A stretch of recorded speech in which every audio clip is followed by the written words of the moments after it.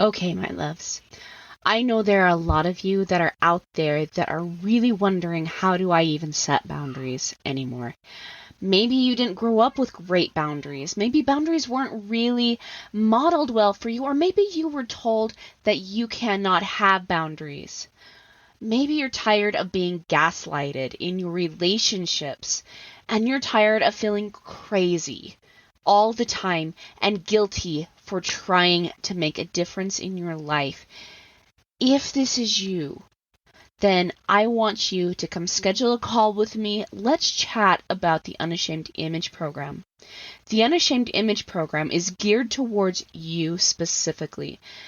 I am going to be helping you in our next upcoming session of the Unashamed Image. I am personally going to train you how to not feel crazy when someone is gaslighting you, how to be able to stand your ground, to keep your boundaries intact, and to also see through the bull crap. I am also going to be teaching you how to set really confident boundaries that you can really rely on. And I'm going to help you communicate them in a way that really makes sense. Basically, I'm going to help you live a life free of shame and on your terms. If you are ready and you are done feeling all the shame and guilt for trying to set boundaries, if you are not willing to live another moment the way you are right now and in somebody else's shadow, then this is the time to schedule that call with me. It's completely free, no pressure, just love, just support.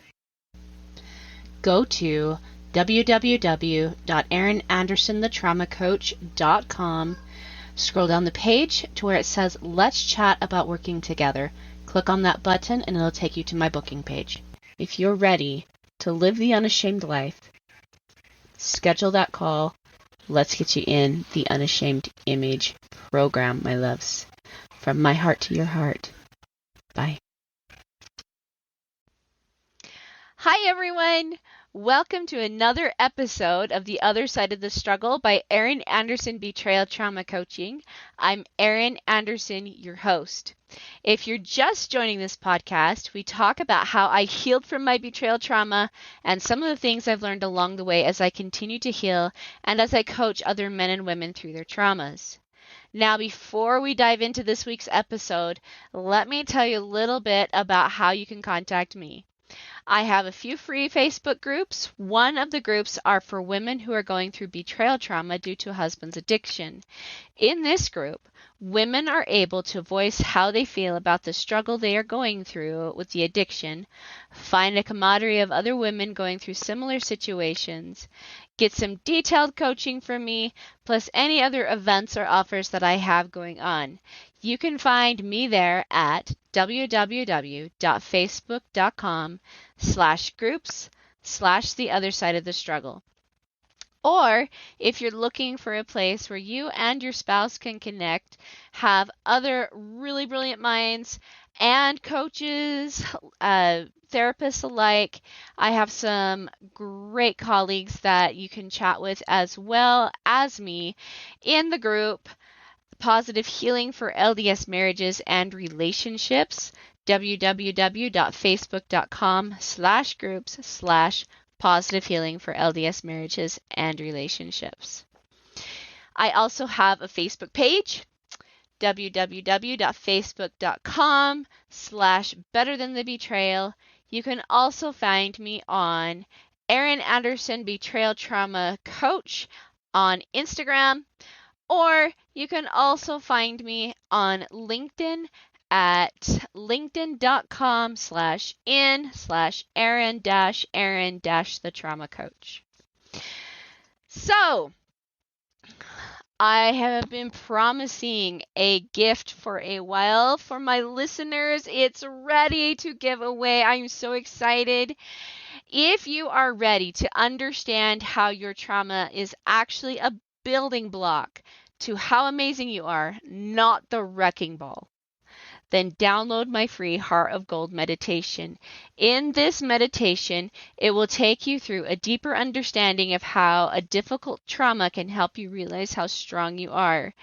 All of those pieces of your heart that are broken because of the trauma and because of the pain you have gone through are actually being healed together by gold.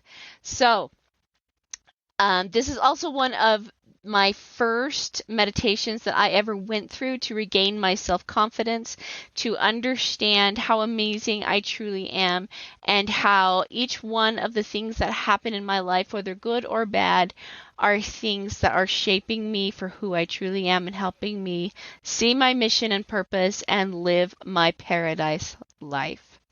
So if you would like that, and if you want to gain a deep love and appreciation for yourself, then this meditation is just for you. And when you realize that the heart beating inside of your chest is truly an inspiration that is guiding your life and helping you build your paradise life with self-confidence that's difficult to shake, I think you will love this freebie. So go and download it at https://erinanderson.kartra.com/page/heart of gold. And don't worry, I will make sure to link that in the description below. With that, let's dive into this week's episode. All right, guys. So last week we introduced the topic of boundaries, and this is something that honestly a lot of people that I talk to are still trying to figure out in their relationships today. A lot of people have been raised with the idea that if you try to stand up for yourself, then you're the one rocking the boat. And so it causes a lot of people to really struggle knowing how to make and set boundaries. So that way you don't feel like you are constantly having to give away your dignity and your joy just to simply have meaningful relationships. And I also want you guys to understand that you are not the ones rocking the boat. Consider like a person who is out of control, screaming, yelling, flailing. You're the one that's actually trying to get them to sit down in the boat. But you're not the one rocking it. But we often think that we are, because we know that if we stand up for ourselves, we know that if we say, hey, that's not okay, we know that if we tell them that their behavior towards us is inappropriate, that they're probably going to scream and yell more and see if we are going to swim. So with that, I think it's really important that we understand boundaries and how to set them, because they really are the thing that create meaningful, successful, beautiful relationships in our lives. And without them, I think that we often get pulled into the cycle of control. And one thing I want to point out here too is that life is full of cycles, okay? You are living a cycle every single day. You get up, you eat, you go to work or go about your daily routine, you go to bed, you wake up, and it keeps going and it keeps going and it keeps going. And because you are so familiar with routines, the coming up of the sun, the going down, coming up of the moon, and so on, it also makes sense then that you would be familiar with negative and positive thought cycles. If you remember, we talked a lot about those at the beginning of this podcast, like maybe 12 weeks ago, I think. But about how you have your stimulus, and that stimulus transfers to your thoughts. Those thoughts transfer to feelings. Those feelings change to actions, and those actions change to results, which change to stimulus, and it keeps going on and on and on. Our results really do trigger stimuluses in us, and the cycle just continues to go. And you can either cycle downwards or you can cycle upwards, but it really depends on your ability to catch yourself in whatever cycle you're in and check in with your thoughts about what's going on, okay? And such is the case with setting boundaries. We often have this belief, especially because people show up sometimes in a very negative way in our lives, and it can cause us to believe that we're not worthy, we're not beautiful, we're not deserving, we're not good enough. We're not, which leads to feelings of depression and hopelessness, which leads to often an inaction in life. And that leaves us with less than par results, not the results that we have been desperately wanting in our lives. So, we can ask ourselves the question then, how do I get those results? Like, how do I get boundaries in my life when I don't understand them and I don't feel like they work well for me because I don't know how to enact them? Okay. Well, first, let me remind you that boundaries are not punishments. They are different. Okay.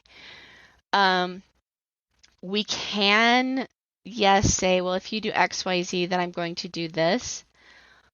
But really, a boundary is there to help us create trust in our relationships. So they can either bring people closer to you or they can push people further away from you. It really depends on the amount of trust you have with that person.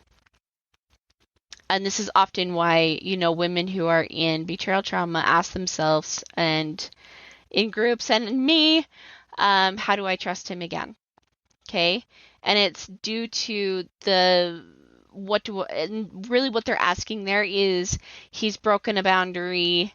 What do I do? Okay. Because it's not about you. It is not about you learning to trust him. It's about you knowing how to place certain boundaries in your life in order for you to feel like you're living your paradise. And if that he can be included in that. That's really kind of more or less what you're asking for. Okay? So with that, I'm going to include the relational tiers in our boundaries discussion because it's really, really important. And so that's why this week I'm talking about boundaries with God. Now, that whole thing just sounds, what? Right? And I totally get that. But let's just make sure that we're clear here. In reality, we don't tell God what to do. And what we are okay with, we submit ourselves to his will. And that in and of itself is actually creating a boundary with God. So there's a whole different ballgame between setting a boundary and creating a boundary.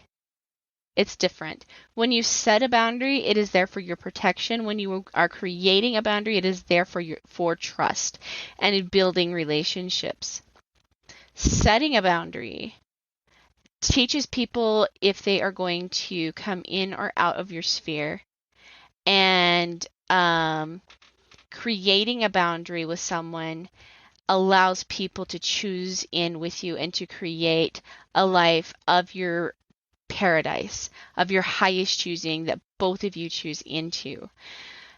That's kind of what happens with God when we are creating a boundary with him, because it's not like he is setting a boundary with us. We get to choose into his boundaries. We get to choose into his trust and his love and his beauty. So let's go ahead and talk about this idea of creating our highest life with God using the boundaries he's set in place. Well, first, I think it's great that we have this blueprint, that we have the Lord's blueprint, that he has given us these bounds, so that way we have like this perfect path to all that he wants for us. Now, in order for us to see like how he creates boundaries with us, I think that we need to sit back for just a minute and consider a couple of scriptures. In the Bible, it says, if a man vow a vow unto the Lord, or swear an oath to bind his soul with a bond, he shall not break his word. He shall do according to all that proceedeth out of his mouth. Or if you're and by the way, that's in Numbers 30, verse 2. But if you're a Latter-day Saint like me, the scripture kind of goes just a little bit further, and it says, I, the Lord, am bound when you do what I say, but when you do not what I say, ye have no promise. And that's in Doctrine and Covenants 82:10. Basically, when we hold up to our end of that boundary, God holds his end of the boundary. And that allows us to create a life of our highest choosing. Now, God is a respecter of agency. That means that he's not going to make all the decisions for us.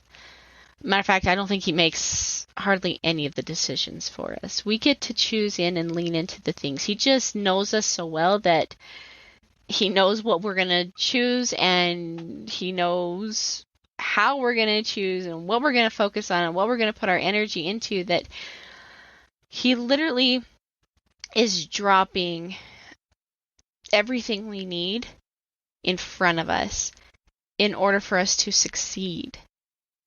Now, that can be kind of hard to trust when you're going through deep, deep levels of trauma. And I know there are a lot of people, a couple of my own really beautiful friends come to mind, who have actually gone through way worse trauma than I ever have. And it's really hard to trust God when we think that he should have stepped in a long time ago. And it's hard to see that maybe he is stepping in, but just not exactly the way that we think he should. And that's no judgment. Like, I remember being in my trauma and thinking that God didn't care. If he did, my life would look XYZ. But I had to learn to trust him in the good and the bad. Okay? And this is kind of like I have a story for you here, and this is a very mild story compared to what is going on, like with my friends and things that I've been thinking about. But when I was at the beginning of my healing journey, I would say a prayer, and I still say this prayer actually, but anytime I go anywhere, I ask for a prayer of protection to make sure that I can get home to my kids without incident, without anything happening negatively, and that I can be safe and that I can raise my children. And I ask him for his angels to protect me as I travel. But I also have a huge pet peeve, you guys. Oh, I am totally going to bare my soul to you. I hope you still love me and accept me after this. But I have a really big pet peeve that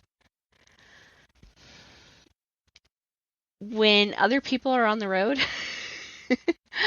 and they drive like inconsiderately, I really have a hard time with that. And at the beginning of my healing journey, I was actually on my way to an appointment that was about an hour and 10 from my house.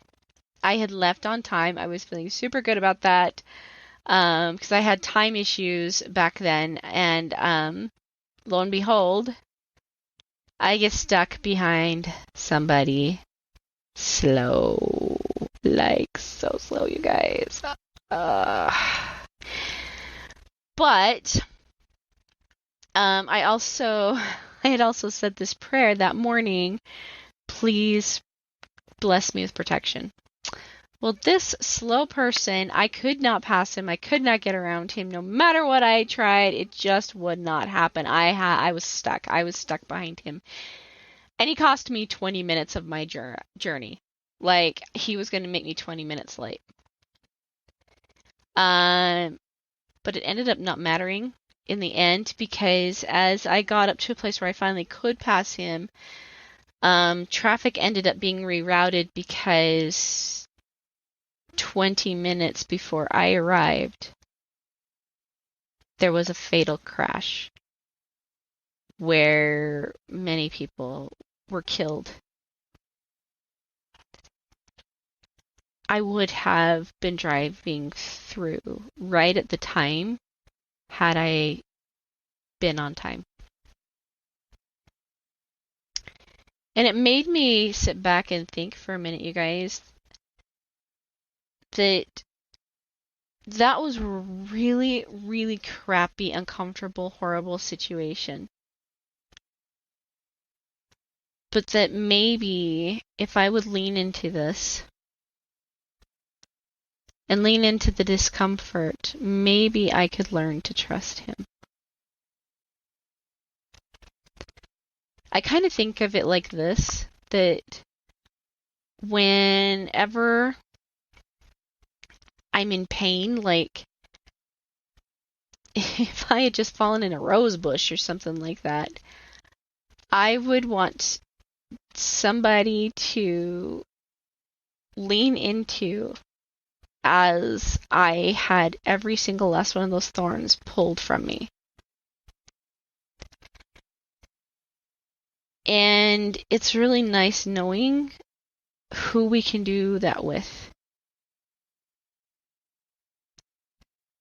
And sometimes, even though it's hard, if we can trust him with even just our pain, it makes a huge difference. I know that the night I screamed at God and I blamed him for everything that was going on in my life. And why don't you show up for me? You're supposed to show up for me. It was a night I gained some beautiful clarity. Clarity that gave me the ability to move forward in my life because I finally gave that pain to him. Because you know what? God doesn't care. I really don't think he cares how you talk to him, especially if you're in pain, as long as you're talking to him. And as long as, at least maybe you're even trusting him with your anger.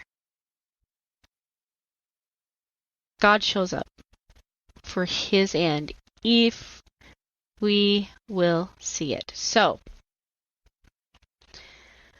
let's talk about God's highest life and some of the things that he has set in order for him to achieve his highest life. Well, God is a joyous person, extremely joyful. But that doesn't mean, I truly don't believe that means that he does not still experience pain. I think he was suffering when Christ was on the cross too. I think both the Father and the Son suffered immense pain. I think God had a very hard time watching that happen, knowing why it needed to happen. But I think he suffered too, not just our Savior. Because if I had to watch one of my own children die in the most gruesome, horrid possible way, I think I'd probably be darn well suffering for it. But yet, he's still loving. He still loves our Savior, probably even more. He loves us even more. And he loves us so much that his only perfect child, the one that really reflected him in every single way, was the one that had to be sacrificed. And why? Because of justice, the demands of justice. Christ has come to the earth claiming the sins as his own, as though he is the one that committed them. Therefore, he paid the price of every single one. So that says something about justice. And that gives us the ability to focus not on justice, because that's already taken care of. I mean, are you going to ask the Savior to die again? But that gives us the ability to focus on creating our highest and best life, because God and Christ have already taken care of the justice. One of God's boundaries is he's very intentional. He knows what he wants to create, and he knows exactly how he's going to create that. He's intentional with us. He knows exactly what he wants to create with me. He knows exactly what he wants to create with you. But he also wants you to have a big part in that, because he's also intentional with his relationship with you. That's why he set boundaries. Love the Lord thy God with all thy heart, might, mind, and soul. That's the first and greatest commandment. The rest are like unto it. And what that means is, okay, well, let's focus on loving God and creating a relationship with him. And the rest of the commandments just kind of fall into place. When you truly love someone, you would do anything for that person. And when that person that loves you so much, and you love them, asks you to do things that give you joy, strength, abundance, peace, prosperity, well, that's a fantastic cycle of a relationship. And you want to do more. You want to keep creating with that person. And the Lord knows this.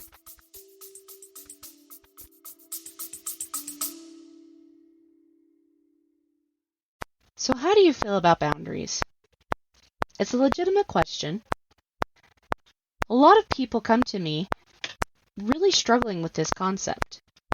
They often feel guilty for setting boundaries, or they're not sure about even what a boundary is. You know, they've heard the term, set the boundary, things like that, but that's really confusing for them because it's not something that's well taught in our society nowadays, right?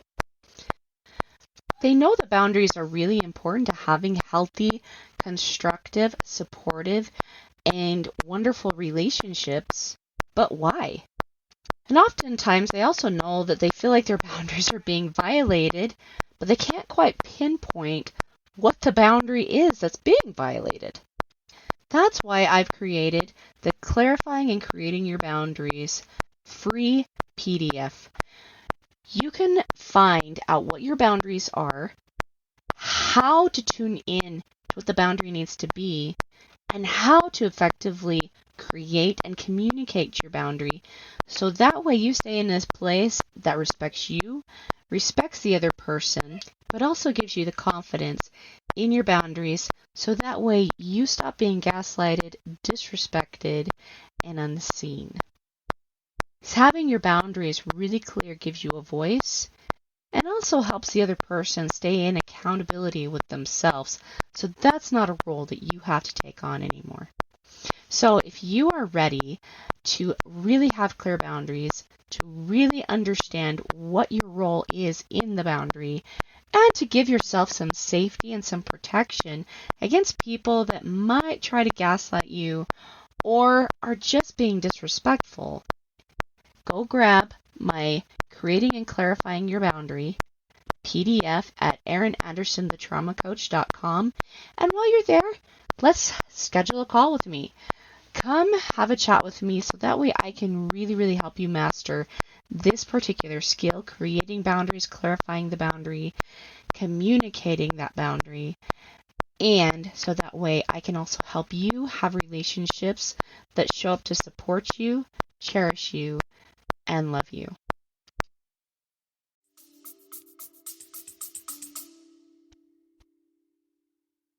And so his first commandment is to love him. And the why is equally important. He knows what he intends to create. He wants to create a paradise where you are an active member of it. Therefore, he has to do his part. He has to show up. And he has to give you very clear directions on what your next part is. Well, if the first thing is to love God, then it also makes sense to do his will. So how do we do that? Well, by doing anything that is good and right and within our means. So it could be as simple as making sure all the good thoughts that you think about a person don't stay in your head and mouth.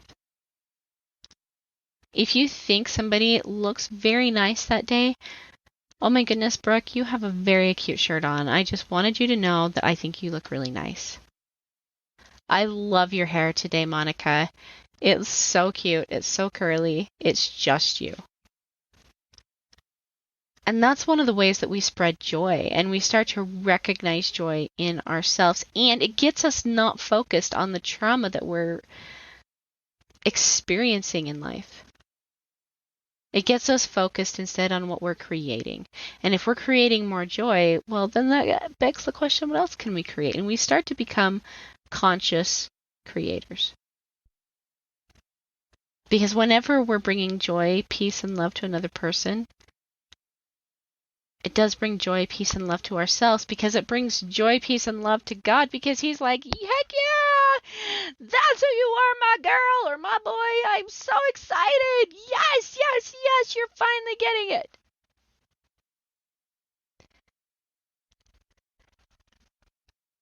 It is through the good we do,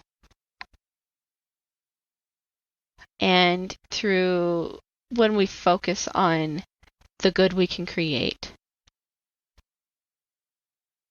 that miracles happen. And the relationships that we truly, truly are desiring and wishing for and wanting to create actually do come into fruition.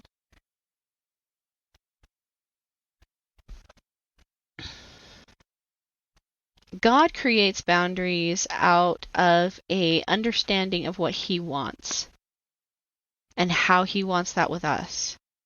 He knows what his highest and best life looks like. And when you're creating a boundary based upon what it is you don't want, instead of what you do want, that's a much harder boundary to enforce. So let's talk about how God enforces those boundaries. Okay? Yes, there have been people struck by lightning bolts. I don't think it's because they were necessarily sinning. I actually had a neighbor when I was a kid that was struck by a lightning bolt, and fantastic human, so I'm pretty sure that is exactly not why that ever happened. But I do know that for me personally, God gives me the ability to think it through. So whenever I'm feeling disorganized or out of control, or whenever my cycle is not bringing me the results that I want,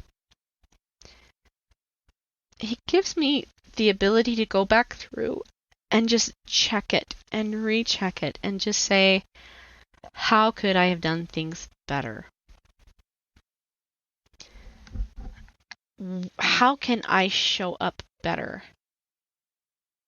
And I can tell you right now that those are hard questions to ask and answer for yourself. But if asking those questions causes you to literally beat the proverbial bat over your head even more, well, then that's probably where you need to start, is to stop that. God does not want you beating yourself up. He wants you blessing yourself. He wants you being patient with yourself.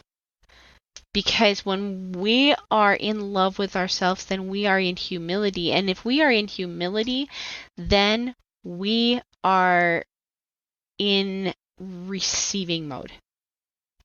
And when we're in receiving mode, that's when God gets to get and create the juicy stuff with us.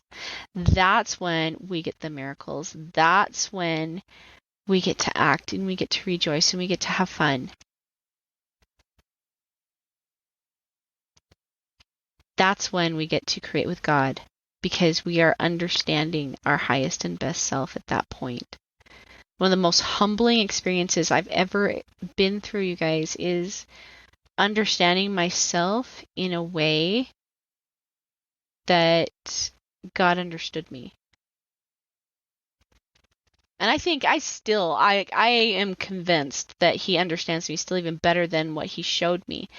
Because I'm still learning to humble myself. I'm still learning not to be prideful.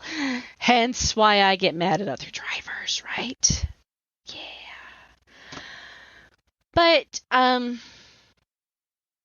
God knows what he wants very clearly. Like, he knows what he wants. And he knows how we play into that. And so he's created these boundaries that he's inviting us into. Getting clear ourselves with what we want and how we want God to play a part in it. Because he does. He wants to.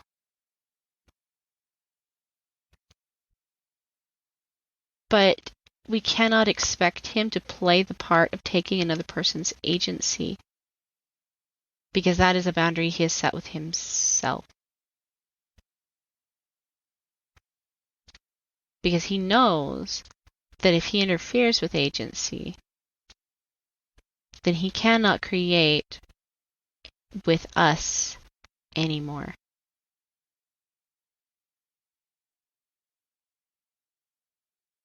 So, anyway, my loves, so yeah, God's blueprint of boundaries. Know what it is you want.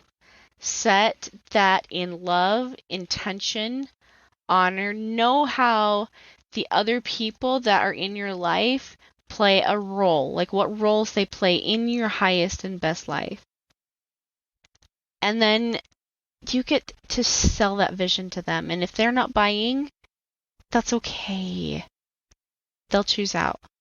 And they'll allow a spot for someone else that really wants that spot to come in. Therefore, more and more and more support for your highest and best life. Okay, my loves. So next week we're going to talk about God's blueprint and how we can use that blueprint to set boundaries with ourselves. And we're going to also discuss how we can be kinder to ourselves, so that way we can allow self-confidence, truth, honor, and the beginnings, or wherever you're at in your highest life, creating that highest life, allowing that to come to you. All right, my loves, signing out. Later.